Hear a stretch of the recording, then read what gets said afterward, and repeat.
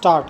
महोदय, इस समय भारतवर्ष के सामने बहुत प्रकार की जटिल समस्याएं हैं और यह ऐसा समय है जब सबसे यह अपेक्षा की जाती है कि आप सदा भारत की सुरक्षा और उसकी उन्नति के लिए कटिबद्ध होंगे।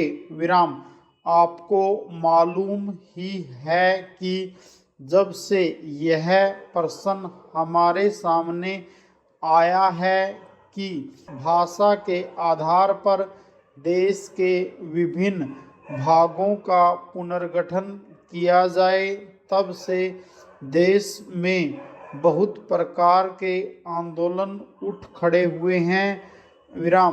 सरकार ने जनता की इच्छा और मांग को देखते हुए उसके लिए एक विशेष आयोग नियुक्त किया और यह आशा की जाती थी कि उसकी जो कुछ भी सिफारिशें होंगी वे सबको मान्य होंगी और आपस के मतभेद के लिए कोई स्थान न होगा। इस संबंध में सरकार ने जो भी निर्णय किए उनमें से अधिकांश निर्णय सर्वसम्मति से ही हुए हैं। परंतु दुख की बात है कि एक दो स्थानों पर मतभेदों ने एक ऐसा रूप ले लिया जो देश के लिए वांछनीय नहीं हो सकता। दुर्भाग्यवश आपका यह क्षेत्र भी उन क्षेत्रों में से एक है। मुझे इस बात की बहुत प्रसन्नता है कि आपने भारत सरकार के साथ सदा सहयोग करने और हर प्रकार से उसके निर्णय को मानकर देश के सुगठित प्रशासन में हाथ बटाने का विश्वास दिलाया है। पैराग्राफ। जब किसी देश के सामने बड़े बड़े प्रश्न उपस्थित होते हैं तो उनमें से कुछ बातों पर मतभेद हो जाना स्वाभाविक ही है।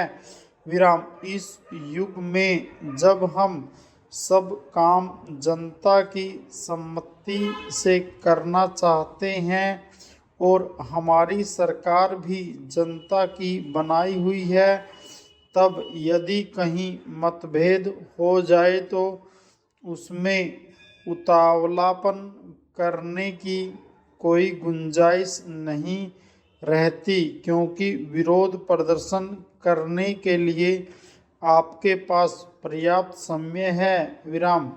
परंतु एक चीज जो हम सबको भली भांति जान लेनी चाहिए और जिसके संबंध में किसी प्रकार के मतभेद की गुंजाइश नहीं होनी चाहिए, वह यह है कि चाहे हमारे मतभेद कितने ही अधिक क्यों न हों, उनको सुलझाने का एक ही उपाय है और वह उपाय यह है कि इस संबंध में निर्णय आपस में बातचीत करके तथा एक दूसरे को समझा बुझाकर किए जाएं, डंडों और पत्थरों से नहीं। हमने अंग्रेजों के विरुद्ध भी, जिन्होंने इस देश को 200 वर्षों तक अपने अधीन रखा, डंडे और पत्थर उठाना गलत समझा और नहीं उठाया। महोदय, तो क्या आपस के छोटे मोटे झगड़ों के लिए हम डंडे और पत्थरों का उपयोग करेंगे और एक दूसरे की भावना, उनकी प्रसन्नता और उनके विचारों का ध्यान नहीं रखेंगे? मैं जानता हूँ कि जिस समय इस योजना के विषय में विचार हो रहा था और रुपए पैसे की कमी के कारण कुछ लोगों को इस बात का संदेह था कि इसको किया जाए या नहीं। उस समय राजस्थान और मध्य भारत ने करोड़ों रुपए जमा करके अपना उत्साह प्रदर्शित किया। विराम इससे लोगों में केवल उत्साह को ही प्रोत्साहन प्राप्त नहीं हुआ, बल्कि उनमें सहयोग की भावना का भी विकास हुआ, क्योंकि इतना बड़ा काम यदि ऐसी भावना पर नहीं तो और किस भरोसे पर हाथ में लिया जा सकता था। विराम मैं चाहता हूँ कि आप में से प्रत्येक इस काम को अपना काम समझें और इसमें यथाशक्ति सहायता करें और इसको पूरा करा दें। पूर्ण विराम पैराग्राफ। कल मैंने सुना और मुझे यह देखकर प्रसन्नता भी हुई है कि आप लोगों ने यहाँ पर किसी एक ही स्थान से नहीं बल्कि सारे भारतवर्ष से आदमियों को बुलाया है और वे आकर काम कर रहे हैं। पूर्ण विराम बहुधा ऐसा होता है कि ऊंचे ऊंचे पदों पर बड़े बड़े अधिकारी दूर दूर से आते हैं, पर जो काम कठिन समझा जाता है उसको स्थानीय लोग ही करते हैं। विराम इसके विपरीत मैंने यहाँ यह भी देखा कि केवल ऊंचे पदों पर ही नहीं बल्कि पत्थर तोड़ने तथा पत्थर काटने जैसा ठेठ मजदूरी का काम, जो कठिन काम होता है, मद्रास से लोग आकर कर रहे हैं। विराम यह हर्ष की बात है।